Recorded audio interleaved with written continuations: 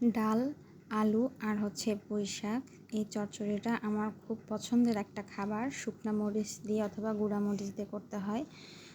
মাছ বা যেকোনো মাছ বা শুটকি দিলে আরও বেশি মজা লাগে, সাথে সজনা দিলে তো আরও বেশি মজা লাগে। তো সজনা এখন আমার কাছে নাই এবং শুটকিও নাই, ছোটো মাছও নাই। তো ভাবলাম যে আমি বেশিরভাগ খালি এই মানে চচ্চড়িটা পছন্দ করি।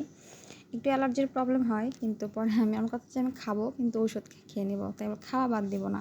আমার কথা হচ্ছে এইটা। তোমার কাছে শুকনা মরিচ বাটা ছিল না, তাই আমি ভাবলাম যে গুঁড়া মরিচ দিয়ে কাজটা চালাই নিই।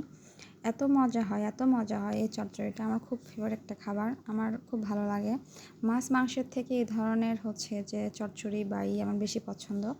সাধারণত আমি চেষ্টা করি নিজের জন্য, মানে সবাই তো আর খায় না। আমার যেটা পছন্দ আমার ফ্যামিলির সেটা নাও পছন্দ হতে পারে।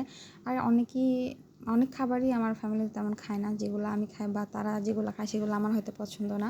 তো সেই কারণে চেষ্টা করি যে তাদের পছন্দের মতো কিছু করা বা আমার পছন্দের মতো কিছু করা, তারাও সেরকমই চেষ্টা করে। তো এই যে সেজন্য অল্প একটু করে নিই, যেহেতু আমি খাবো সেই কারণে। এত মজা হয়, মানে আমার আম্মার কাছ থেকে এটা আমি শিখছি। আমার আম্মা মাঝে মধ্যে এরকম করে। আমার আম্মা করে সজনা দিয়ে, কিন্তু আমি সজনা এখন তো আমার কাছে নাই, আর আমি সজনাটা একটু কম খাই।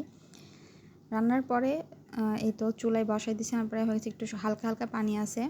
তো রান্নার শেষে দেখুন কালারটা এত সুন্দর আসছে।